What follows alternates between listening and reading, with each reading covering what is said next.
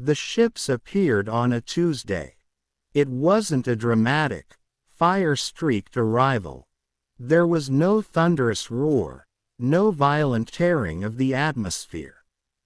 They were simply there, as if God had leaned down and placed 12 impossibly dark, silent monuments against the perfect canvas of a blue spring sky.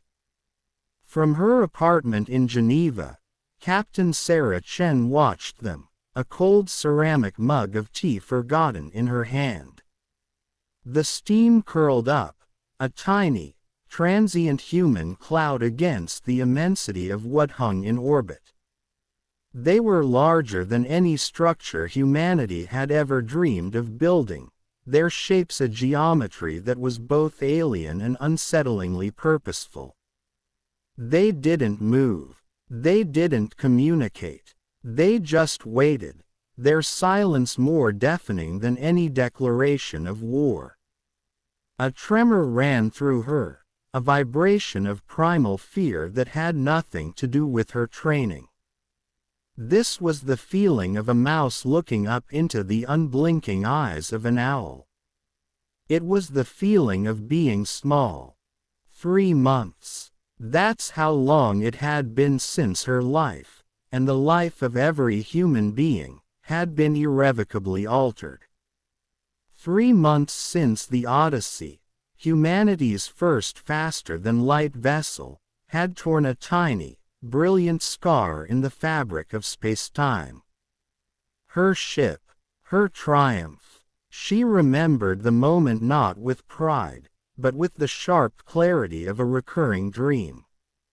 The star lines stretching, the universe compressing around them, the cheer that had echoed through the Odyssey's command deck. It had lasted exactly 47 seconds. Then, space around them had bloomed. Not with stars, but with the cold, hard light of sensor locks from a dozen different sources. They were not alone. And now, standing in the cavernous, hallowed space of the United Earth Government Assembly Hall, Sarah Chen understood with a sinking certainty that being alone might have been a blessing. The air in the hall was thick with the scent of polished wood, old books, and the electric tang of pure, undiluted anxiety. Every seat was filled. Presidents, prime ministers, generals, scientists, the gathered leadership of a planet that had, until recently, believed itself to be the only spark of consciousness in a cold, dark universe. The murmuring was a low, anxious hum, the sound of 7 billion voices distilled into a single, nervous whisper. Sarah stood slightly apart, near the military delegation, her dress uniform crisp and heavy on her shoulders. Her eyes were fixed on the massive, ornate doors at the far end of the hall. President Anya Morrison, a woman with a crown of steel gray hair and eyes that had steered Earth through the tumultuous first contact, stood at the podium. Her hands, usually steady, gripped the polished wood, her knuckles white.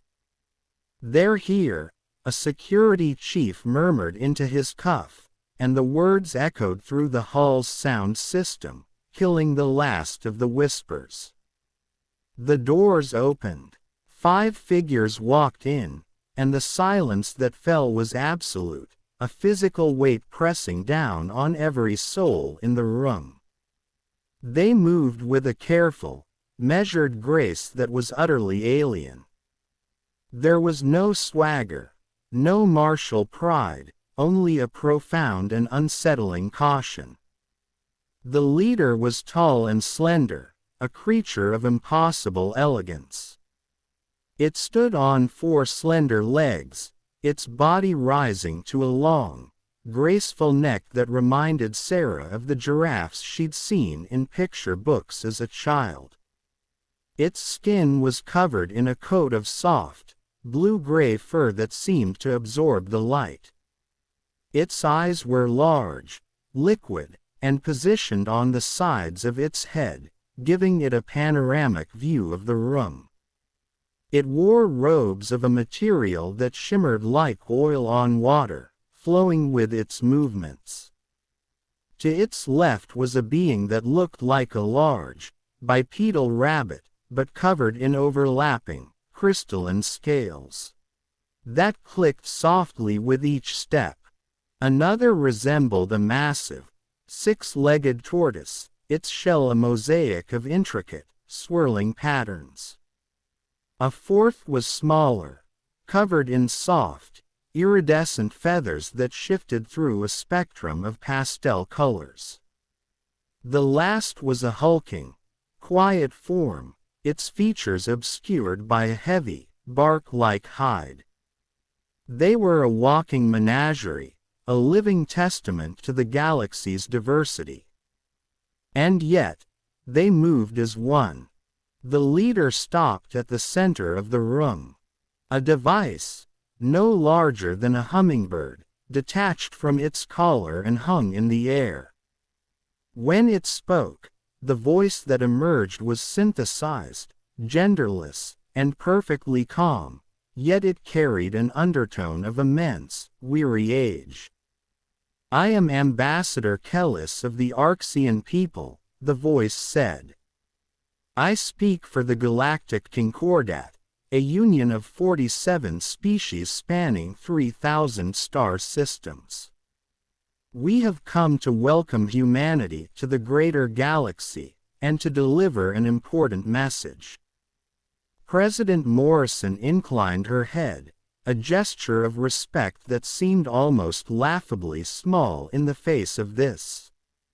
"We are listening, Ambassador. On behalf of all humanity, you are welcome." Kellis made a subtle gesture with one long-fingered limb. A holographic star map materialized in the air above them, so real you could almost touch the pinpricks of light. It was a map of local space, with thousands of stars marked in a soft, peaceful green. A small, perfect sphere of red light encapsulated Earth and its immediate neighbors. "This," Kellis said, the translated voice devoid of inflection, "is your permitted zone. 10 light years in all directions from your home star. Within this space, humanity may develop as you wish. You may colonize suitable worlds. You may advance your technology. But you must not expand beyond these boundaries." Sarah felt the air leave her lungs. A cold fist clenched in her stomach. The whispers returned, louder now, a tide of disbelief and anger. 10 light years. A cosmic cage. It contained a handful of systems, most of them barren rocks and ice giants. It was a life sentence of confinement. Why?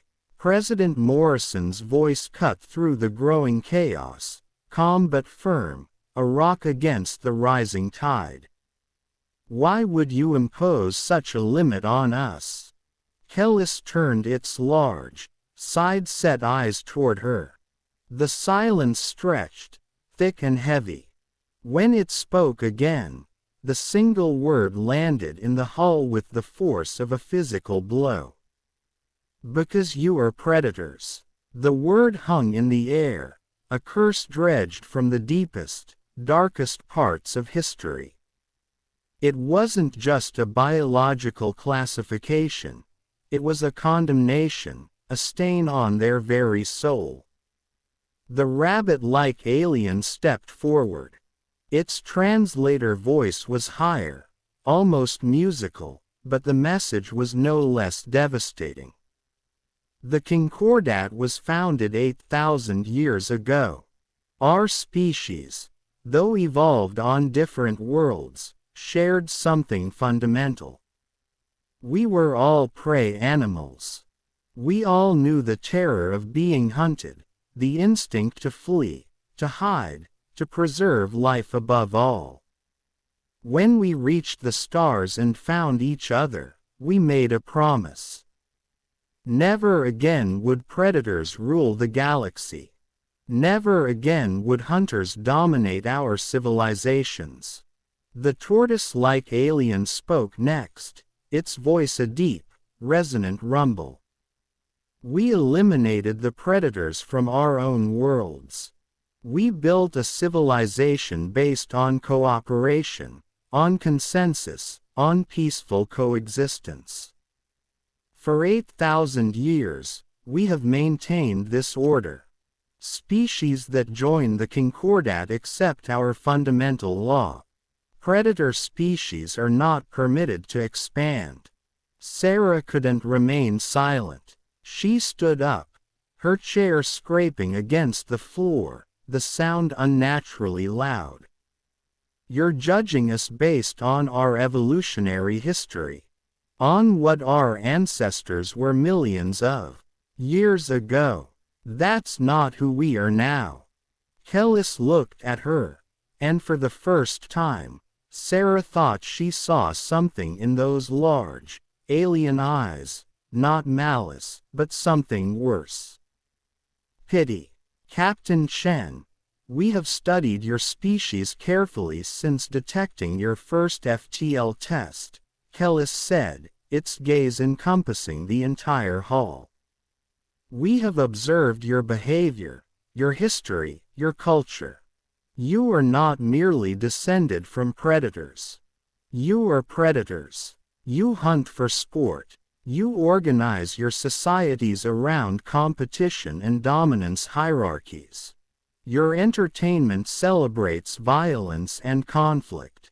Your economies reward aggressive acquisition. Your greatest heroes, the figures you revere across your cultures, are warriors and conquerors. That's not fair, President Morrison said, her own voice rising with a heat that betrayed her calm exterior. We've moved beyond our primitive past. We have laws, ethics, global cooperation. We've had worldwide peace for 60 years.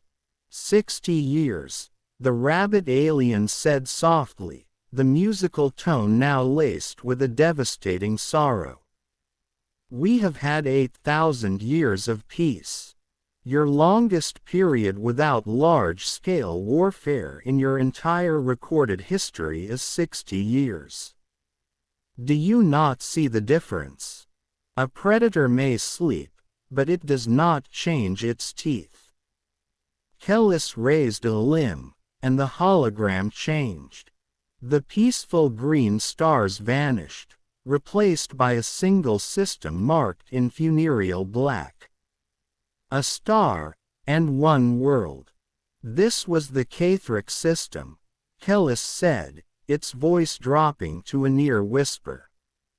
500 years ago, another predator species refused to accept Concordat authority. They were hunters, like you, evolved from pack carnivores. They believed they could coexist with us peacefully. They were wrong. The display showed ships, thousands of them, converging on the planet. Then, fire, cities, beautiful and alien, burning. Oceans boiling away into the void. The planet itself turning from a vibrant blue-green to a scorched, lifeless black and red. We gave them 10 years to comply, Kellis said, the words heavy with a grief that seemed to transcend species. They refused. They attacked our borders. They killed millions of our people. We had no choice but to respond with total force. The Cathric species no longer exists. Their worlds are dead. We do not take pride in this. We mourned every life lost. But we will not allow predators to threaten the peace we have built for 8 millennia. The hall was utterly, terribly silent. Sarah could feel the cold seeping up from the marble floor, into her bones. She looked at the faces around her, the defiance gone, replaced by a pale, sick horror. They had just been shown their future. President Morrison's voice was a ragged thing, stripped of all its former strength. What exactly are you proposing? You have one standard Earth year to decide, Kellis stated. You may accept our terms. Remain within your designated zone. Accept our monitoring stations. Allow us to regulate your military and FTL technology to ensure you cannot threaten Concordat space. In return, we will trade with you. We will share medical knowledge that could extend your lives, agricultural techniques to end hunger, art, music, entertainment. You will have good lives, safe lives, within your sphere. And if we refuse? Morrison asked, though they all already knew the answer. Kellis was quiet for a long moment, its gaze sweeping over them, taking in the fear, the anger, the desperation. Then you will be treated as the K3 were treated. We do not wish this. We are not a cruel people. But we will not negotiate with predators. We will not risk 8,000 years of peace for one species that cannot control its nature. The smallest alien, the one with the shifting feathers, stepped forward. Its voice, when it spoke through the translator, was gentle, like a parent explaining a difficult truth to a child. Please understand, it whispered. We are offering you mercy. Other predator species we have encountered, we destroyed immediately. But humans are young. You have not yet committed crimes against the Concordat. You have a chance that others did not. Please, take it. The delegation turned as one and began to walk back toward the doors, their measured steps echoing in the tomb-like silence. Wait, President Morrison called out, the word sharp with desperation. We need time. Time to discuss this among ourselves. Kellis paused at the door and looked back, its long neck curving. 1 year is generous. We have given predator species as little as 1 month before. Use the time wisely. We will return for your answer. Then they were gone. The doors swung shut, and the spell was broken. The assembly hall erupted. It wasn't a debate. It was a cacophony of fear. Shouts, accusations, pleas. Some representatives argued for immediate submission, their voices trembling. Others roared defiance, their faces flushed with anger. Sarah stood frozen amidst the chaos, the image of the burning Catholic world burned onto her retinas. She pushed her way through the swirling mass of humanity to where President Morrison stood, surrounded by a tight knot of military advisors. General Marcus Webb, the head of Earth's Space Defense Force, was there, his jaw a hard line, his eyes like chips of flint. We can't accept this, Sarah said, her voice raw. They're asking us to become a zoo exhibit. To put a collar on our curiosity and lock us in a kennel. General Webb nodded, his gaze fixed on the empty space where the aliens had stood. I agree, Captain. But did you see what they did to that planet? We have 100 combat-capable ships, maybe. They have thousands, millions. This isn't a war, it's an extermination. So we just roll over? Sarah demanded, the heat rising in her chest. We just achieved the stars, Marcus. We touched infinity. and we're supposed to give it up because of what we were. President Morrison looked older, the weight of worlds pressing down on her. Let's not make hasty decisions in the heat of the moment, Sarah. We have a year. We will use it. We will gather every scrap of information, analyze every option, and prepare for every contingency. We are not defeated yet. But as Sarah looked into the president's tired eyes, she saw the truth they were all thinking. They were facing not just an enemy, but a verdict. A verdict on the entirety of human nature. And the jury had already decided they were guilty.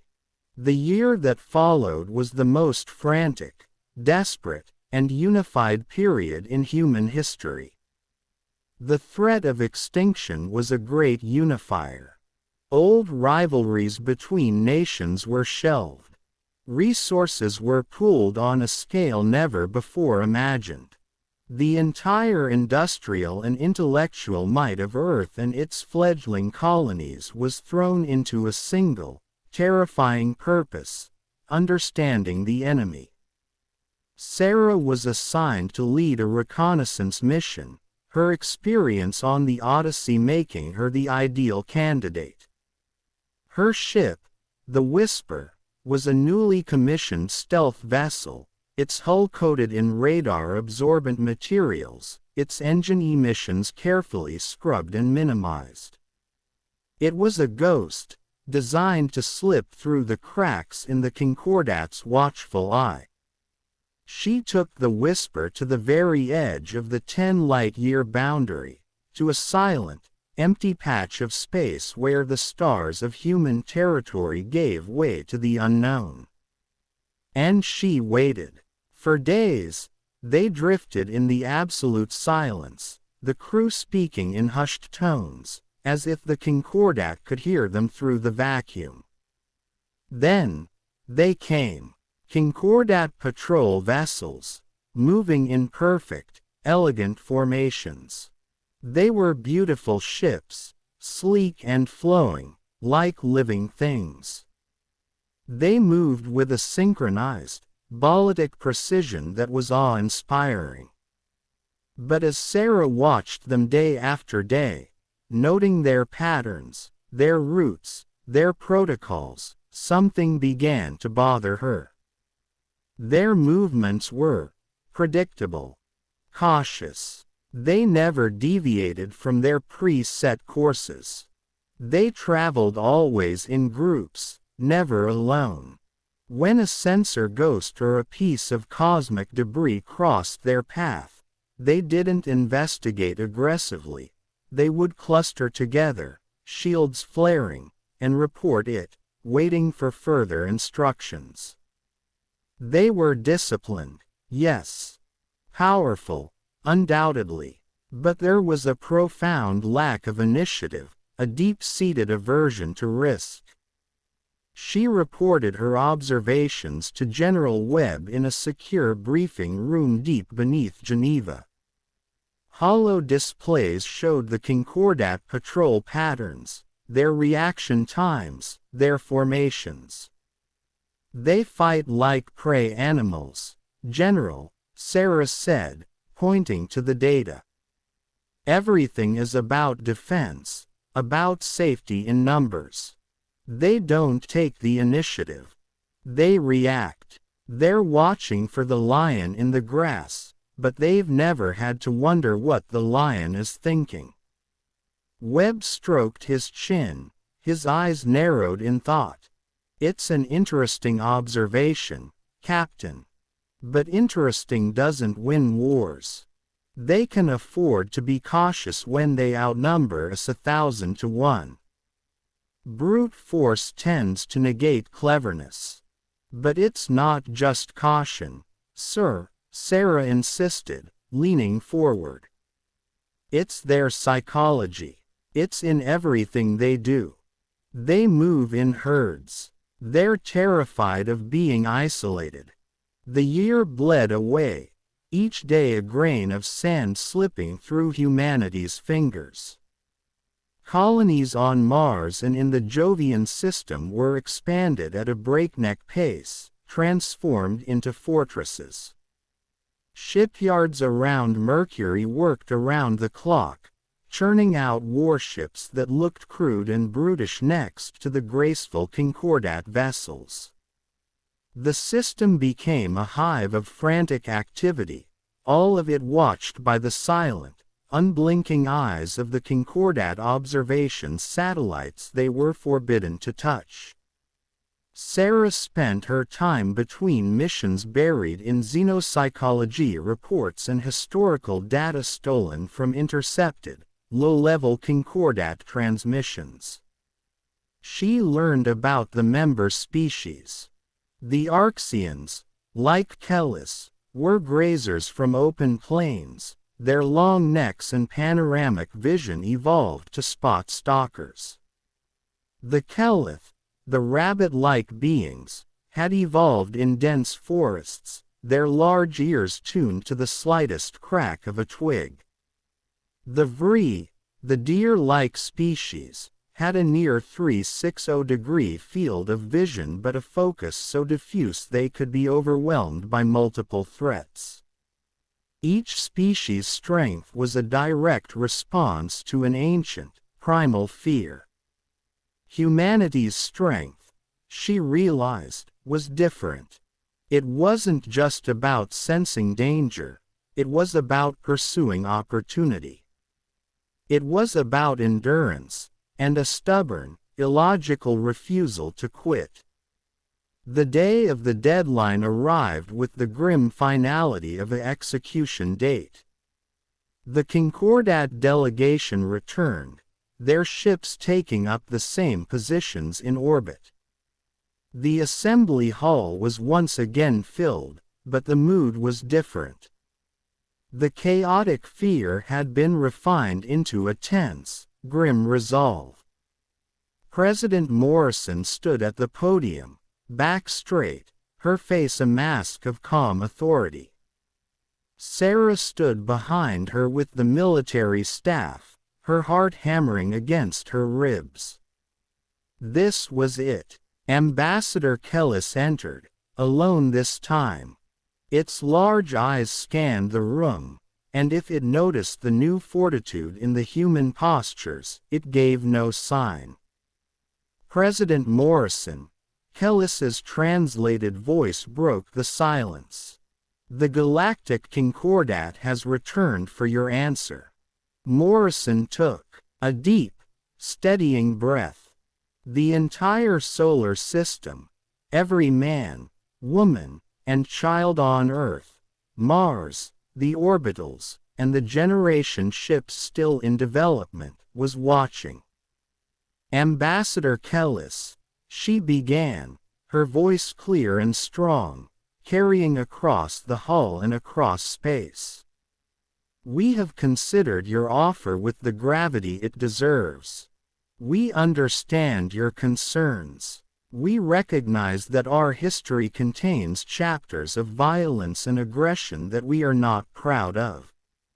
She paused, letting her words hang in the air. But we cannot accept your terms. Kellis's head tilted, a gesture that might have denoted curiosity or sorrow. You choose extinction over compromise. We choose freedom over imprisonment, Morrison replied, her voice gaining steel. You're not just asking us to limit our expansion. You're asking us to stop being human. You're asking us to abandon our drive to explore, to learn, to grow, to question. That is not something we can do, no matter how peacefully you ask, or how terribly you threaten. Then you choose war, Kellis said, the words flat and final. No, Morrison said, and a faint, sad smile touched her lips. You are the ones choosing war. We're just choosing not to surrender before it starts. There is a difference. The hollow image of the rabbit-like alien, Counselor Verl, flickered to life beside Kellis, its crystalline scales shimmering with agitation. You cannot win. You must understand this. We have technology thousands of years beyond yours. We have numbers you cannot comprehend. This is suicide. Sarah couldn't stay silent. She stepped forward, her voice cutting through the tension. Maybe. But humans have a saying, Counselor.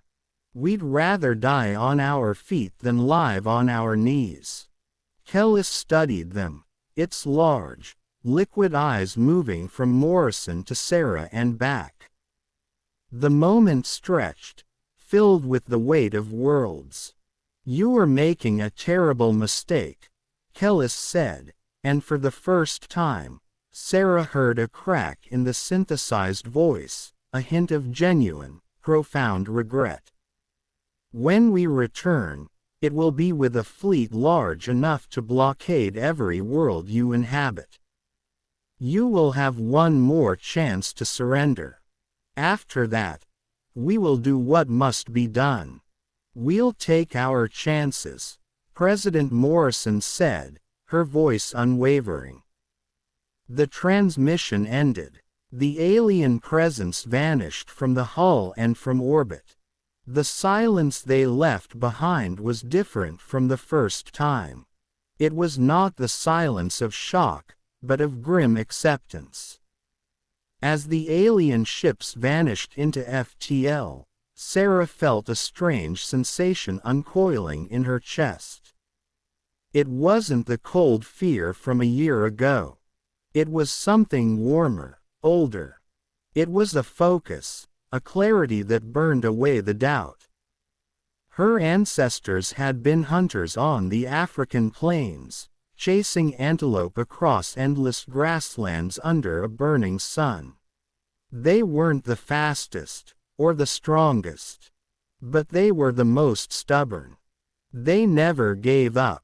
That same blood, that same ancient, stubborn fire, was in her veins. General Webb came to stand beside her at the viewport, staring out at the stars where the Concordat ships had been. They think we're going to fight them the way they fight each other, he murmured. Formal battles, organized fleets, predictable strategies. Sarah turned to him, and a smile touched her lips, a hunter's smile, cold and sharp. And they have no idea what's coming. No, Webb agreed, a similar, grim light in his own eyes. They don't. They've spent 8,000 years being prey animals. They've forgotten what it means to be hunted by something that never stops, never tires, and never, ever gives up. President Morrison joined them, her face etched with fatigue, but her spine straight. How long, Marcus? My guess. 6 months, Webb said. They'll need time to assemble their peacekeeping fleet, to coordinate all their species, to plan their perfect, orderly blockade. Then we have 6 months to disappear, Sarah said softly. Morrison looked at her, a question in her eyes. They're coming here expecting to find us, Sarah explained, her gaze returning to the stars. Big targets, planets, space stations, fleets in formation. That's how they think. That's how prey animals survive. By staying together, by being too big to attack easily. But we're not prey animals, Webb said, understanding dawning on his face. No, Sarah agreed, the hunter's smile returning. We're hunters. And the first rule of hunting is simple. Don't let the prey see you coming. The months that followed were the great scattering. It was an operation of breathtaking scale and profound sorrow. Cities on Mars were stripped bare, their populations evacuated into vast, hidden bases carved into the asteroid belt. The orbital habitats around Jupiter and Saturn were powered down, their millions of inhabitants transferred to a flotilla of converted freighters and colony ships, their drives modified for silence and stealth. The lights of human civilization, which had just begun to twinkle across the solar system, were systematically extinguished. It was not a retreat. It was a transformation. Humanity was melting into the darkness, becoming ghosts in its own home. Ships were painted the black of deep space, their edges softened to scatter sensors. Engineers developed cold thruster systems that used puffs of inert gas for minute course corrections, leaving no energy signature. They learned to hide their heat emissions against the background radiation of the cosmos, to mask their communications as natural pulsar bursts. Sarah, now in command of the stealth destroyer EFS Silent Knife, oversaw the evacuation of Persephone Station, a research outpost on Pluto's moon, Charon. She watched as families, scientists, and children were ushered into the cold, cramped holds of transport ships. A little girl, no more than 6, clutched a stuffed rabbit as she was led up the ramp by her mother. She looked back at Sarah with wide, frightened eyes. "Where are we going, Captain?" the girl whispered. Sarah knelt down, her heart breaking. "We're going to play the best game of hide and seek in the whole universe," she said, forcing a warmth into her voice she didn't feel. "We have to be very, very quiet."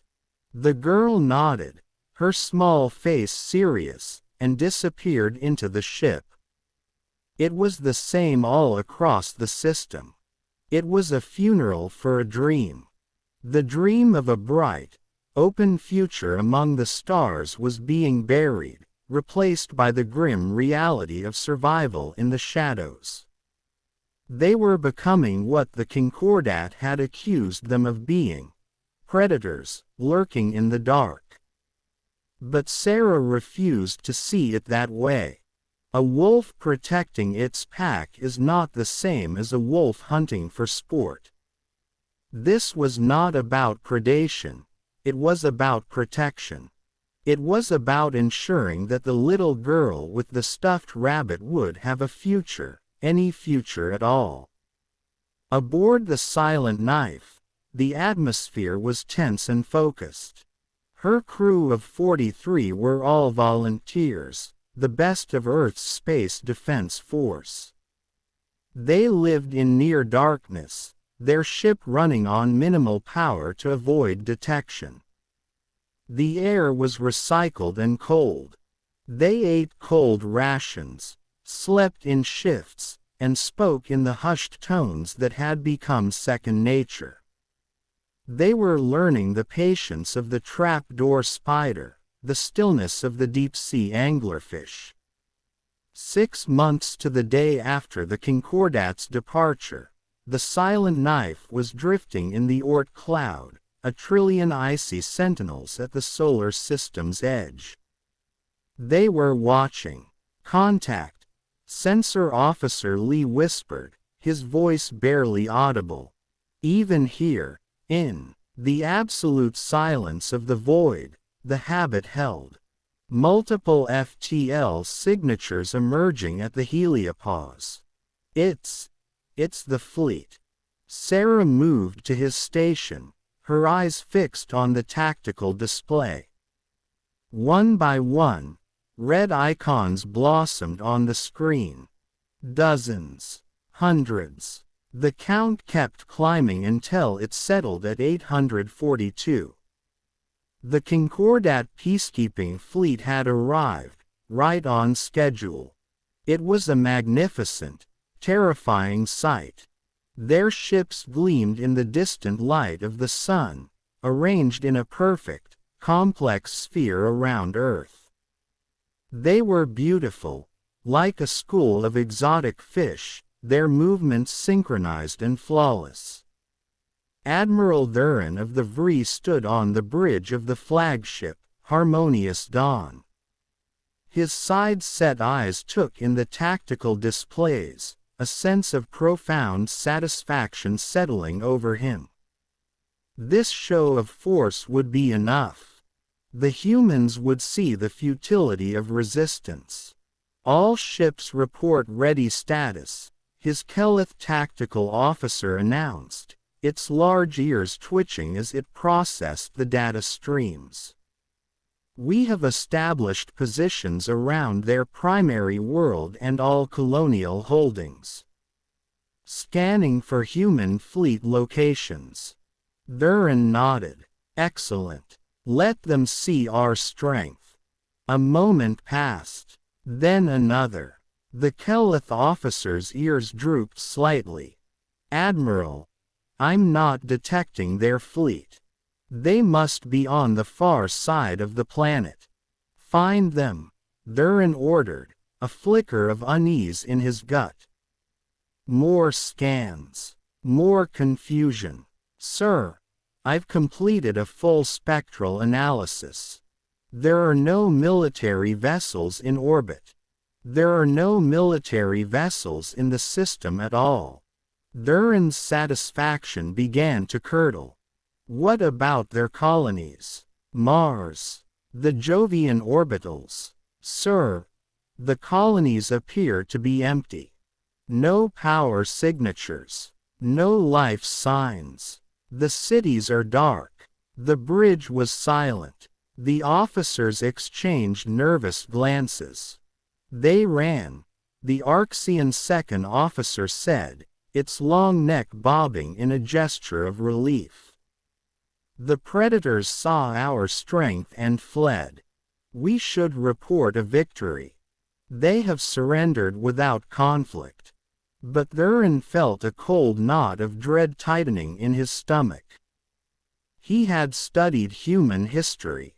They did not flee easily. They were stubborn, territorial. This felt wrong. This felt like a trap. He gave the order to occupy the empty worlds, to establish a monitoring network. The Concordat fleet, designed for a glorious, decisive battle, found itself playing custodian to a graveyard. For 2 weeks, they secured an empty system, their confusion growing with each passing day. Then, the hunt began. The first attack was on a supply convoy 17 light-years from Earth. 6 transport ships, carrying food and medical supplies, protected by 2 military escorts, were traveling a well-established route. They vanished. No distress call. No debris field indicative of weapons fire. When a rescue ship arrived, they found the vessels torn open, their hulls savaged as if by some great beast. The cargo was gone. Pirates, the Concordat command initially thought. But there were no pirates in Concordat space. 3 days later, another convoy disappeared. Then a communications relay station went dark. Then a patrol of 6 ships entered an asteroid field to investigate a sensor ghost and never returned. Admiral Thurin stared at the tactical map in his command center aboard the Harmonious Dawn, watching the red markers of lost assets bloom like bloodstains. They were all behind his lines, in territory that was supposed to be secure. There was never any warning. No declaration. No demands. Just silence, then death. Aboard the Silent Knife, Sarah Chen watched a different display. A single Concordat freighter, marked as Cargo Vessel 734, was moving along a predictable route, its engine signature a bright, naive beacon in the dark. "Time to intercept?" she asked, her voice calm. "4 hours if we use cold thrusters," Navigation Officer Cruz replied. "We can coast most of the way. They won't see us." "All hands, prepare for action," Sarah ordered, her voice low. "Weapons, load boarding pods. Marines, suit up." The silent knife was a phantom, drifting closer on tiny, invisible puffs of gas. The distance closed with agonizing slowness. The alien ship continued on its placid course, utterly unaware of the death drifting toward it out of the black. At 500 meters, Sarah gave the order.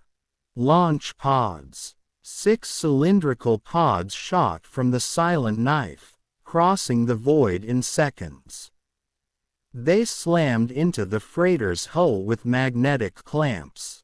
Teams of human Marines in black combat armor cut through the hull with plasma torches and poured into the ship. The crew were vree, their large, side-set eyes wide with terror. They had never known violence. Their prey instincts took over completely. They didn't fight. They ran. They hid. They huddled together in corners, bleeding in fear. The Marines moved through the ship with brutal efficiency, stunning the crew with non-lethal electric weapons and herding them into a cargo hold. Sarah watched through a Marine's helmet cam. She saw the raw, animal terror in the Vree's eyes and felt a pang of guilt. These were not soldiers. They were clerks, engineers, cooks. They were people. "Tell the Marines to be gentle," she said to her comm officer. "Secure the prisoners. Take the cargo. Food, fuel, medical supplies. And most importantly, download their navigation data and fleet movement logs." Within 20 minutes, the Marines were back, their pods loaded with supplies and the stolen data cores. The silent knife detached and drifted back into the darkness, leaving the stunned Vree crew in their ship, alive and unharmed, with enough life support to reach a nearby station. "Send a message to the nearest Concordat outpost," Sarah ordered. "Give them the coordinates of the freighter. Tell them we're returning their people." Her first officer, Commander Reed, looked at her. "That was merciful, Captain." Sarah's face was grim. "We're not butchers, Tom. We're hunters. There's a difference. A butcher kills for the sake of killing. A hunter kills to feed the pack. And sometimes, the most effective hunt is the one where you let the prey live to spread the fear." The pattern repeated across dozens of systems. Human ships, ghosts in the machine, struck from the darkness. They never engaged in stand-up fights. They ambushed. They sabotaged. They hijacked. They were relentless, unpredictable, and everywhere. The effect on the Concordat was catastrophic, and it had very little to do with material losses. The psychological warfare was absolute. The Kelith, with their hypersensitive hearing, began to break first. Their ears, evolved to detect the softest footfall of a predator, now betrayed them. They heard human breathing in the hum of the life support, human footsteps in the creak of the hull, human whispers in the static of the comms. The ship Gentle Breeze had to be evacuated and scuttled after its entire crew became convinced, despite all evidence to the contrary, that humans were hiding in the ventilation shafts. They had heard them. The Vree, with their wide field vision, found themselves helpless against human boarding tactics. Humans, with their forward-facing predator vision, fought in tight, coordinated teams. They would attack from multiple angles simultaneously, from the very blind spots the Vree's vision created. A Vree guard could watch an entire corridor, only to have humans blow through the ceiling, the floor, and the walls all at once.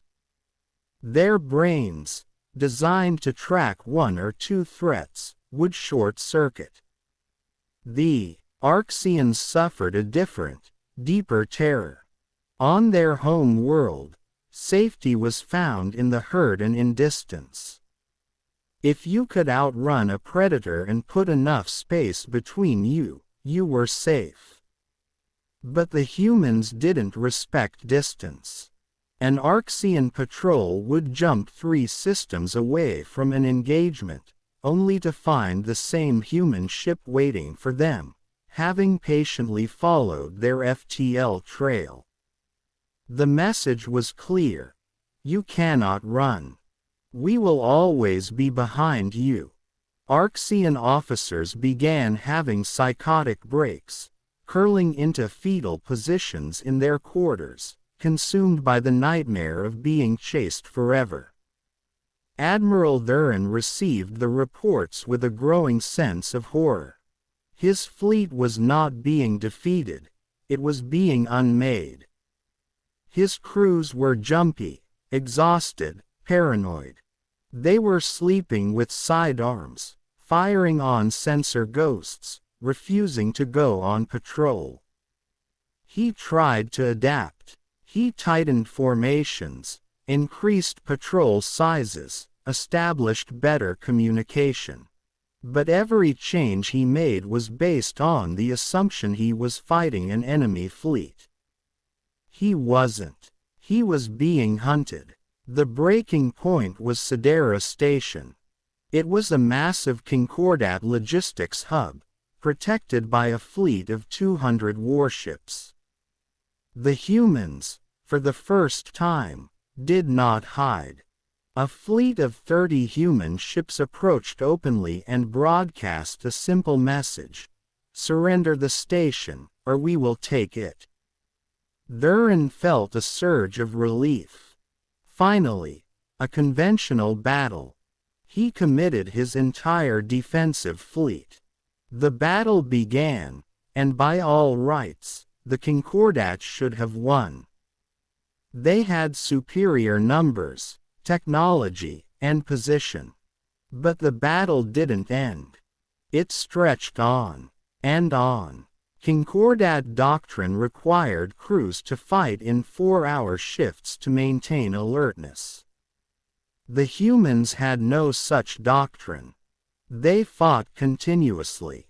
Captains napped in their chairs while first officers commanded. Engineers worked in rotating shifts, but the ships themselves never stopped fighting, never stopped firing, never stopped moving. 10 hours in, the Concordat crews were tired. 20 hours in, they were making mistakes. 30 hours in, they were barely functional, their reactions slowed, their aim faltering. The humans fought with the same ferocious intensity as they had at the start. When Concordat reinforcements arrived 50 hours into the battle, they found their own forces on the verge of collapse, and the human ships, though battered, still fighting, still relentless. After 73 hours of continuous combat, Sidera Station fell. The Concordat fleet broke and ran, not from firepower, but from sheer, soul-crushing exhaustion. Thurin sat in his ready room, staring at the reports. The casualty numbers were low. The material damage was manageable.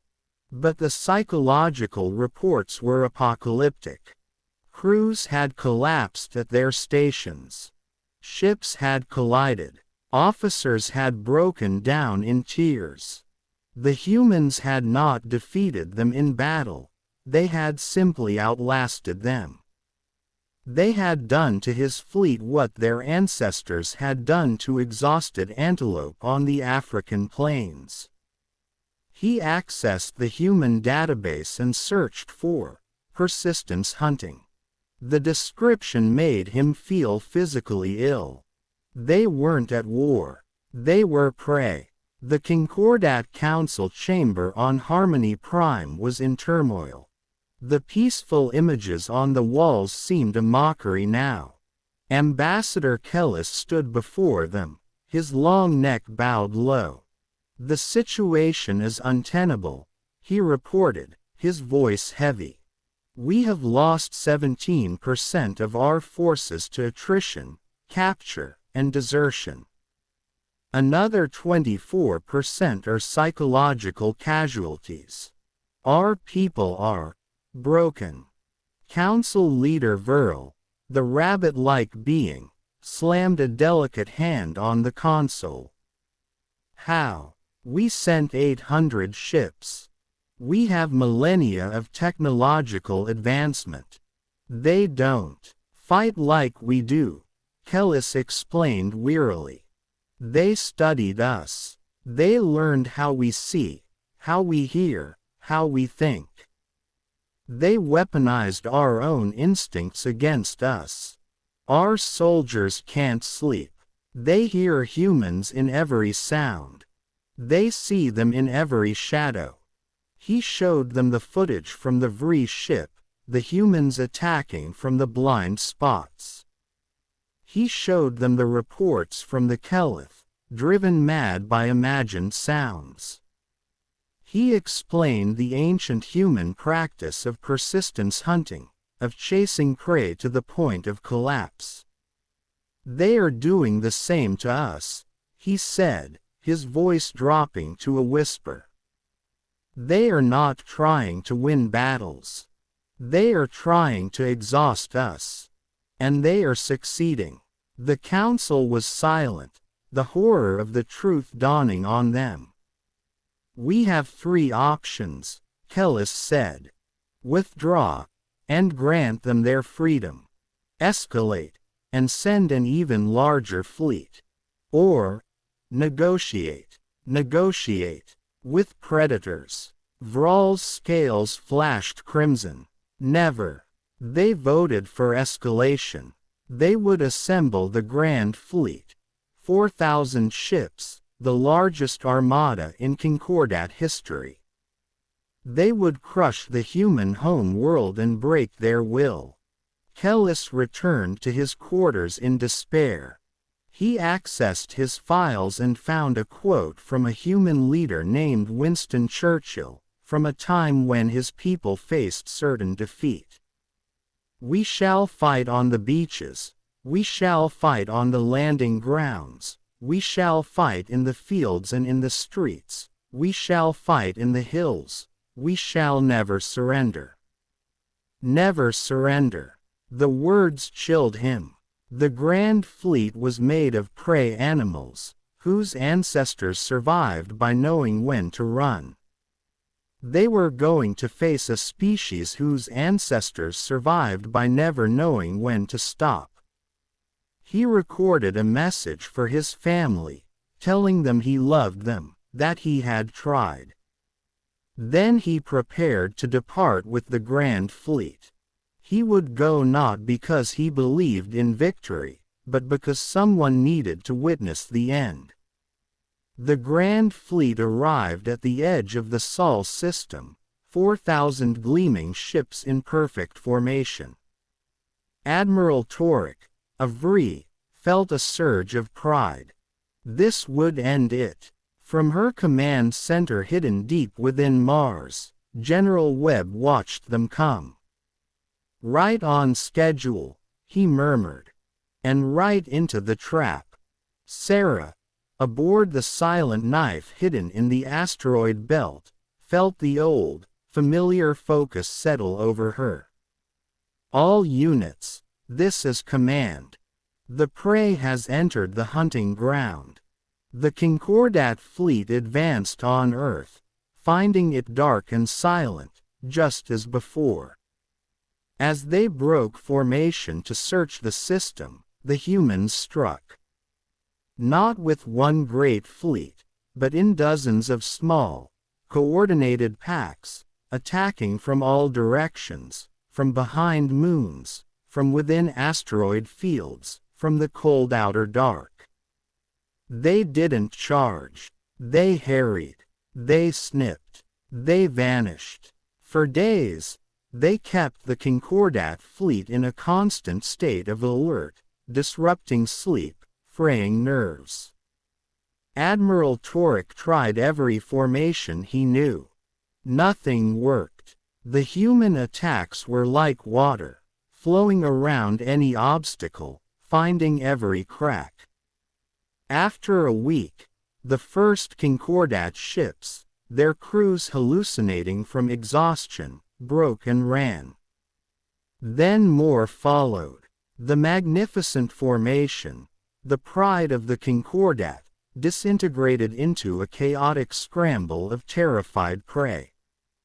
It was then that the full human fleet emerged, not to destroy them, but to surround them, to begin a slow, systematic siege of attrition. They didn't need to win a battle. They just needed to wait for the collapse. On the 12th day, Ambassador Kellis went to Admiral Torek on the bridge of the Eternal Peace. The Admiral was slumped in his chair, a broken figure. "We need to surrender," Kellis said gently. "The Council," Torek whispered. "The Council is not here," Kellis replied. "We are. And if we do not, this fleet will be destroyed not by weapons, but by its own terror. Our people are breaking, Admiral. They cannot take any more." Torek looked at the tactical displays, at the ships surrendering without a fight, at the crews who could no longer function. He nodded, a slow, defeated gesture. "Contact the humans." The message went out. "The Concordat Grand Fleet requests parley." The human attacks ceased instantly. The sudden silence was more terrifying than the noise. Sarah met Kellis at a neutral station. He was alone. "We surrender," he said, the words tasting of ash. "The Grand Fleet withdraws. We recognize human sovereignty. We ask only for the chance to leave peacefully." Sarah studied him, this elegant, sorrowful creature who had once threatened her world with extinction.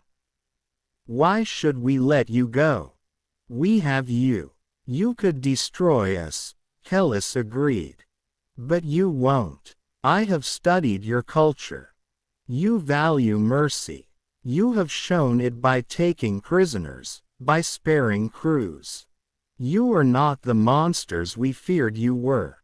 Sarah was silent for a long time.